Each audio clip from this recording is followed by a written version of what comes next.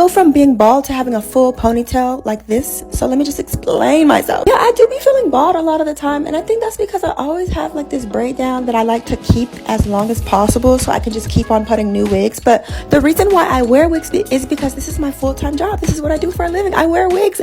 I get to style them. I get to recreate different looks. I get to be creative, and that is literally something that I live for, is to showcase my creativity. If I go like too long without being creative, I just feel crazy and I get angry and like sassy, don't want to be around nobody, you know what I mean? But I'm really happy that you asked this question, because I do get this question a lot, but I just haven't had a chance to answer it. So yeah, I don't know, I feel like I am bald sometimes, but most of the time I really would never be bald because I have wigs forever. Even if I actually do go bald, like I'm still gonna have different lengths and different colors, so I really don't even feel like that's gonna be a worry for me. But this is how my ponytail looks from the back. Those are my little church curls, but I definitely took those pins out and combed it and then got myself a nice little bouncy ponytail, and that's how we're looking. Bye.